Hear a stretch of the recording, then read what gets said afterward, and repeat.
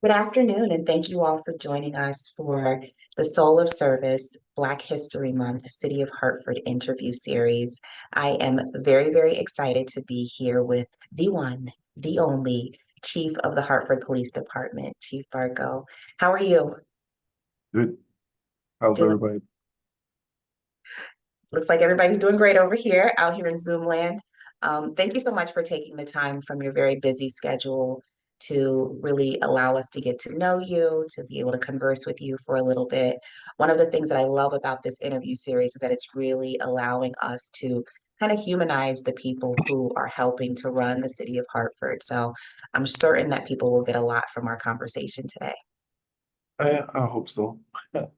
I know so. I feel so.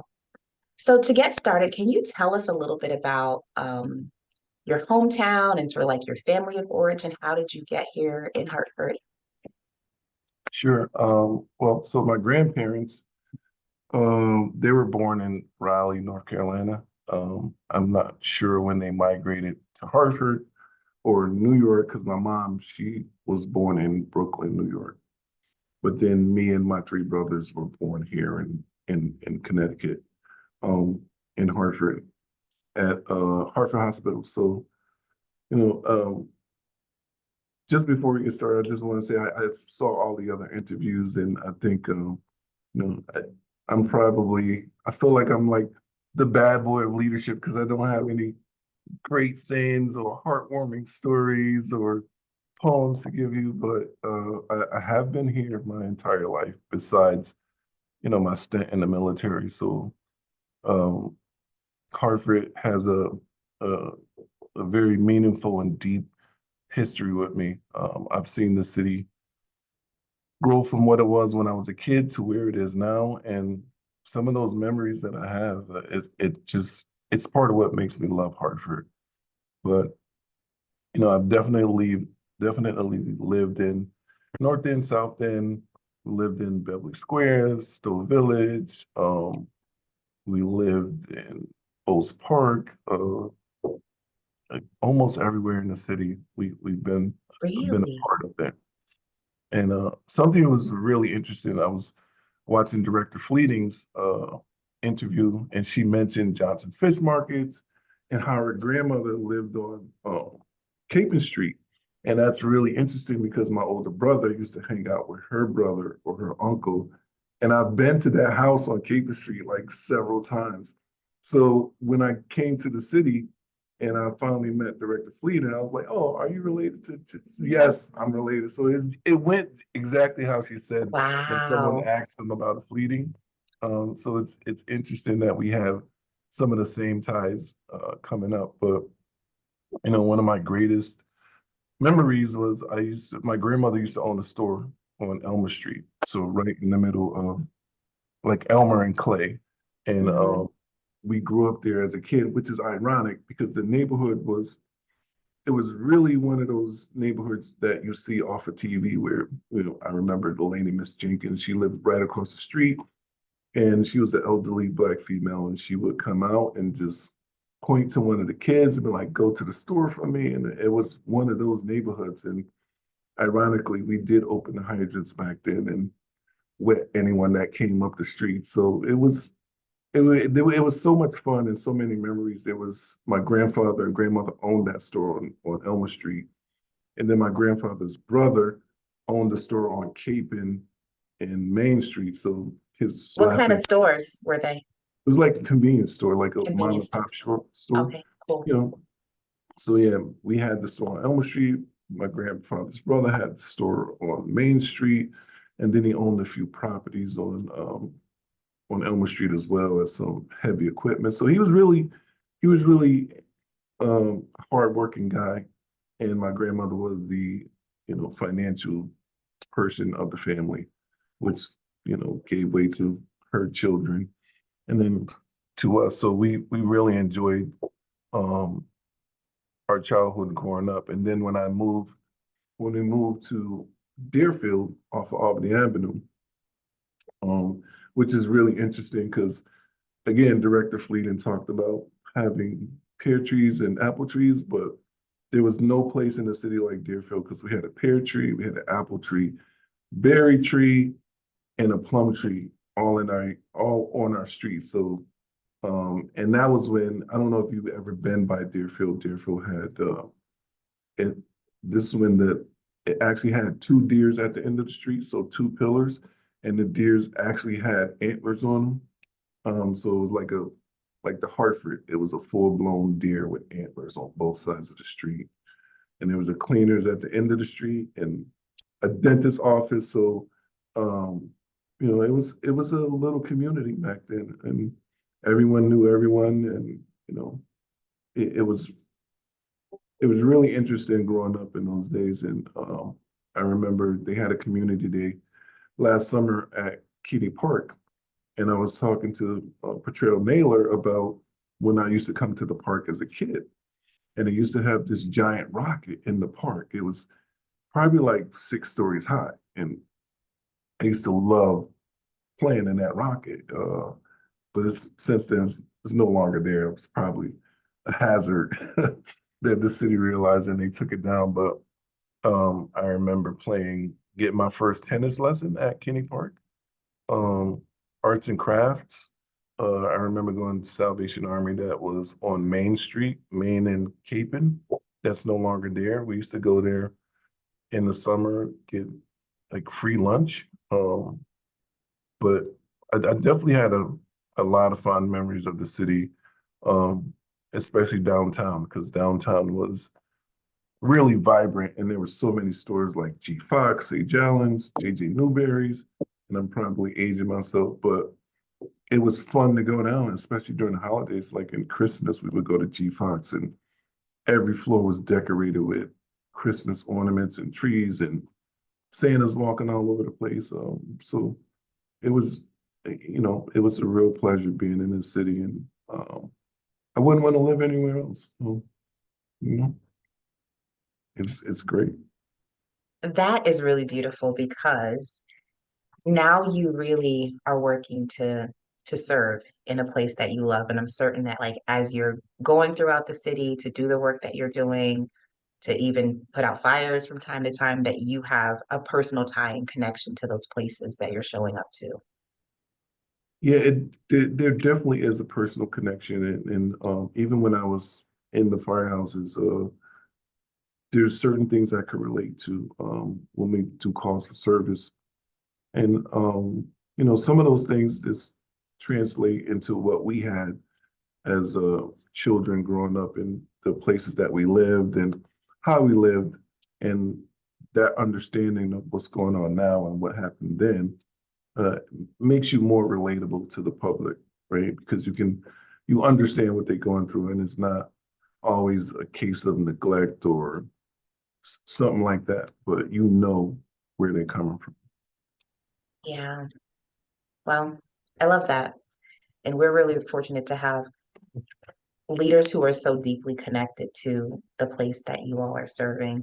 And even the fact that you're saying that you knew Director Fleeting's, you're like, I've been in that house on Capon Street is just, Yeah, it's wild to me. And she actually had a similar story about another colleague. So um, this is exactly, I think, what people want to see, right? Young people who grow and become professionals and who want to give back to the place that they're from. So um, yeah. Hartford is very happy to have y'all. So tell me, how long have you worked for the city and what attracted you to being a firefighter? Is that a proper Well, term? Fire person? yes, Okay, yep, good. firefighter. Yes, it's Okay. the general term, male, female. Yes.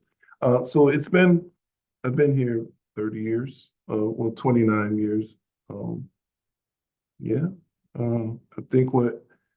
I think what originally attracted me to becoming a Hartford firefighter, when I got out of the military, I was in the Marines for 6 years. And then I went back to my old job doing HVAC, ductwork, just cleaning it out. And then the boss was going to sell the company. So I was like, I'm not going to be out of a job. And so what was interesting is there was a firefighter named Michael Neely, and anybody that knows the name Michael Neely knows he was an exceptional firefighter and humanitarian, because he he was all about helping out the youth. He was a wrestling coach, I believe at Weaver, and he mentored because he lived in Charter Oak, and he mentored a lot of young kids, and he kept a lot of young kids out of trouble. And I can guarantee you he's still doing it to this day. So he introduced me to the fire department. He was like, "Hey, we're hiring. We're looking for Hartford-born natives to come on the job." And I was like, "Oh, all right. I know I'm all about servant leadership." So I applied the first time around. I didn't really know the ins and outs, so I didn't make it the first time. But the second time around, I was introduced to the Phoenix Society, which is it's a chapter of professional Black firefighters who kind of coached me on how to take the test and how to interview. And then after that, I came out number one, and here I am today. And it was the greatest decision I ever made. You ask any firefighter, they'll tell you how much they love this job. Wow, that's incredible. And I have the pleasure of serving on a community board with Steve Harris. And so he actually got me down to the Phoenix Society over the summer. But I didn't realize that they did so many other things in terms of like prepping people for the tests and that Yes. like kind of supports. So definitely a thing to learn more about Yeah, he for is sure. one of my mentors as well. Oh, wonderful. So you talked about being in the military. What high school did you go to? What elementary school did you go to? What middle school? Sadly, Hold on one second, and I'm judging. So if you know, I'm a Weaver Beaver, so just want to put that out there. well, it's, you know, I'm sorry that you went to Weaver, but no, I'm just kidding. Yeah, sadly, the schools I went to, except one at non-existing. So I started out kindergarten at Clark Elementary, Yep. and to this day, right, I have fond memories of that school, especially um like kindergarten and first grade, because they used to play "You Are the Sunshine of My Life" in the morning. Oh my gosh. And I remember that vividly to this day. And it just made the rest of the day go by. Like I love that. I wish they would bring that back to schools or something, but it was pretty much like an open classroom. But I went to Clark up until the fourth grade, and then we moved to the North End on Deerfield, where I went to the newly renovated Martin Luther King School up until the sixth grade, and then I went across the street to Elementary, Fox Middle School, because it was seventh and eighth grade. Um, that's where I learned about inside detention. And then after that, I went to Prince Tech. Did my last Oh, 4 years there. okay. I'll let you make it. The people who went to Bloomfield, the people who went to the pub, those are the people that I really. But Yeah, okay, Prince Tech, I'll let you make it. yeah. Um, All my schools were in Hartford. Yeah, until I that's went to the military. that's awesome. So, hmm, what made you decide that you wanted to like actually go into this particular profession? Did you see other people before you who had done it? Was it like an innate love of this particular profession? Did you see it as like a career path? Lots of people have shared different motivations in these interview Yeah. series, and I'm just wondering like what was your sort of like driving force that brought you Well, into this career? Not necessarily Hartford, but this career. I think, like I said previously, one didn't want to be employed, but I just can't, I couldn't do anything, right? Like I never done fast food. Everything was labor intensive for me. That's why I chose the hardest branch of the military. Um, and then when this opportunity came up, I was like, you know, because I'm used to serving the public in certain aspects. I was like, oh no, this would be great. And then I started diving into exactly what it is the fire department does, and I met a couple great guys who, like one of them was Kerry Foster, who actually lives on Elmer Street now, and he's been there for a while. So there were a few people that were already in service, that lived in neighborhoods that I lived in and continue to live in.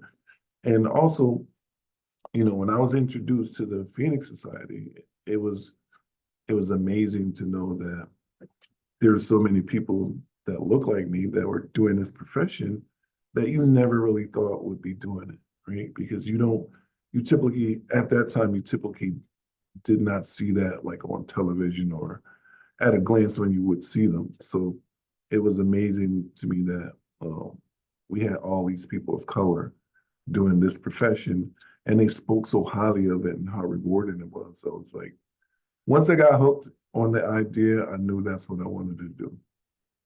And I went for it. And again, it paid off in bunches for me. I love this idea that some of the people that I've interviewed have been sharing about the first time I applied, I got rejected. We have one person we interviewed who was like, I applied 14 times and I got Yeah. rejected, right? And now you all are at the highest rungs of leadership in your particular field and space. So it's definitely a testament to people to keep trying, don't give up if you have a vision, a goal for yourself to hold on to it, and keep moving forward.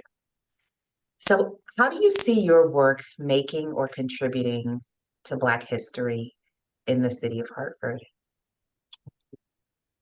I don't see it as much as uh, making Black history for the city of Hartford, more so than it is contributing to it, because I'm certainly not the first African American chief. Chief Stewart was, and he's probably the most beloved chief of the department in the city of Hartford of all time. And then, of course, you had Chief Till, and then Chief Dobson, who hired me, Chief Carter. So there's plenty other um, African Americans before me, but the contributing factor that I see is that, when I'm out in the public or I'm out at a community event or NRZ or even with my cadets or explorers, and they hear the story of where I started and where I'm from and what I've done and what I continue to do, it's an inspiring story for them, right? So they know that if they join the fire department, they're not just limited to being a firefighter. They can go up the ranks as a driver, lieutenant captain, district or deputy chief.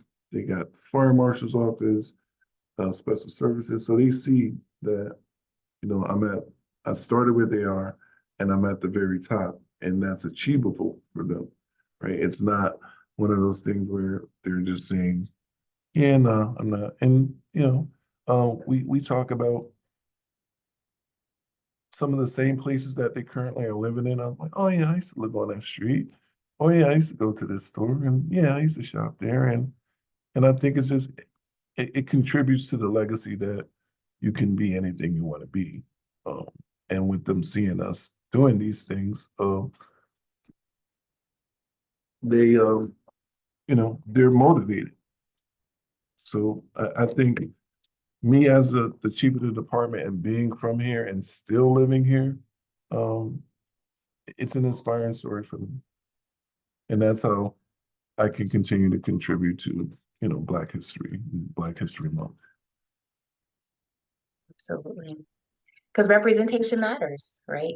It mattered for you, being able to see people who look like you, who are from where you're from, and then being able to kind of follow in their footsteps and maybe in some ways chart your own path around this particular profession.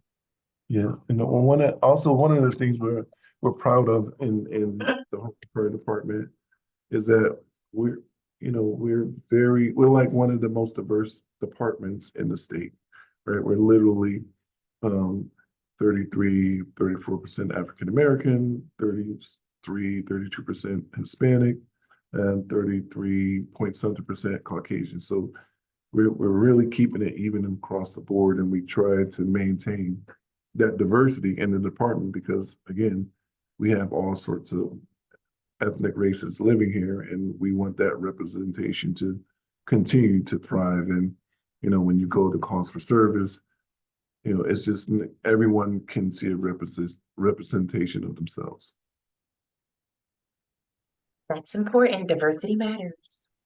I love that you have all the stats too. So you're like, this is the makeup of my department. These are the people who came before me who were making history. And I love that you're privy to kind of like where you're situated in it all. And that's so important for a leader to have inclusion as one of the core competencies at the forefront. So kudos to you on that. Yeah, Chief So, House said it best. I'm not, I didn't do it by myself, right? So I'm riding on the shoulders of others. and you said you didn't have any quotes. But you dropped a few here. I love that. On the shoulders of others, for sure. What do you find to be most meaningful about your position or about serving the residents of Hartford?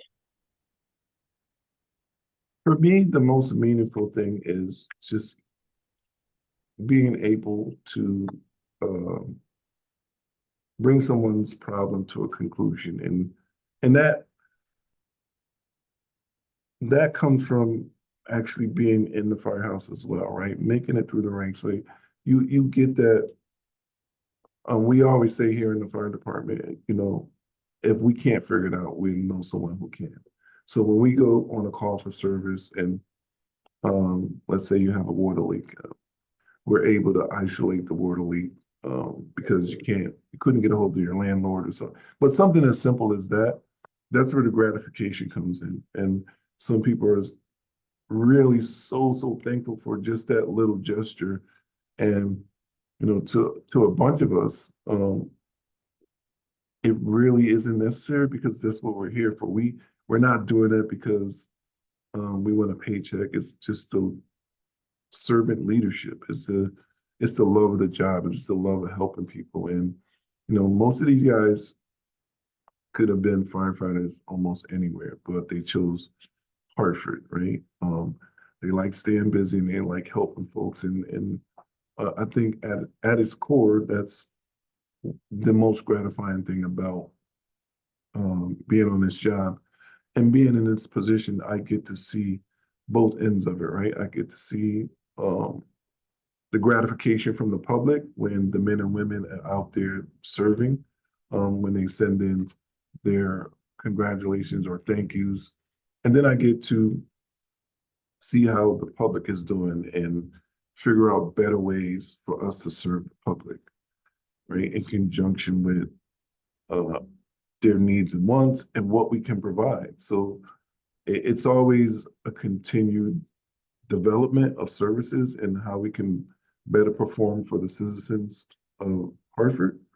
And, it's also a kind of a check and balance about how our services are being delivered and how gratified that the public is of our services. So for me, being able to manage that and regulate and taking feedback and make adjustments is the most gratifying part about it.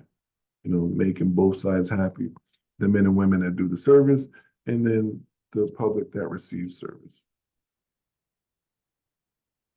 Yeah, because ultimately it's that like sort of internal customer service that impacts the external customer Correct. service. So Yeah. 20 as a 24/7 operation. yeah, yeah, definitely a thing that leaders should be considering, right? How you treat your employees impacts how employees interact with community. Um, Right.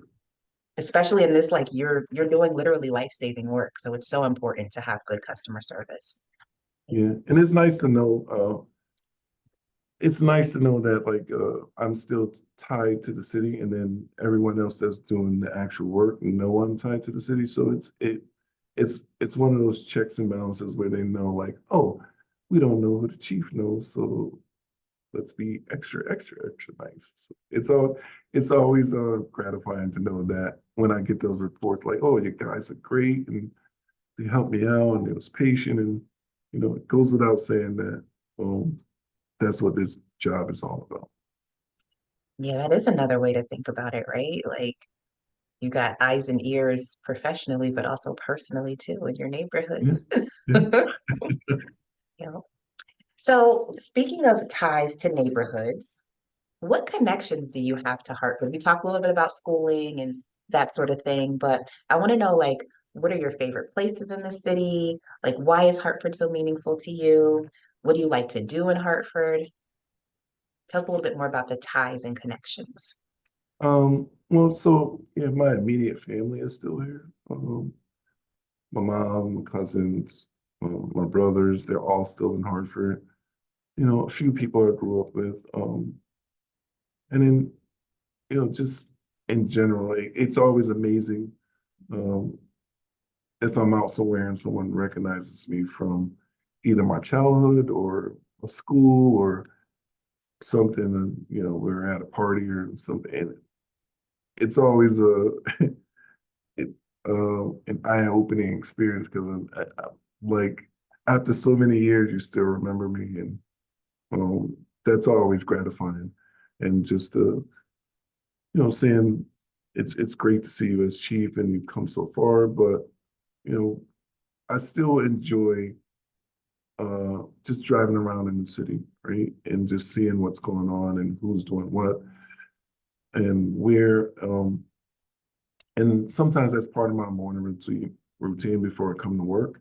I'll take a drive around the city just to see the state of things, anything that needs to be reported or repaired, or I couldn't tell you like how many times I'm driving and I stop for an accident or someone's on the ground not feeling well. It happens more times than not. I still have an EMS bag in my truck.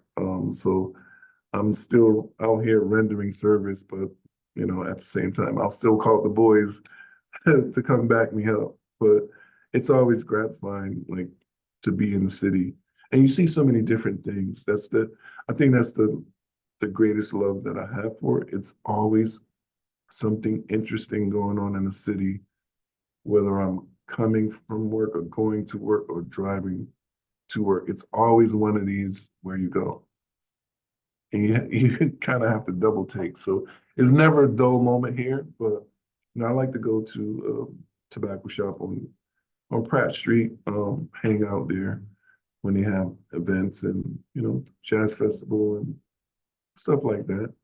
Just maybe Black Eye Sally's once in a while. I love Trumbull Kitchen though. Really?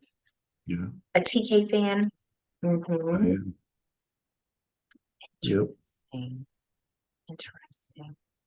Oh, Trumbull Kitchen cigar shop.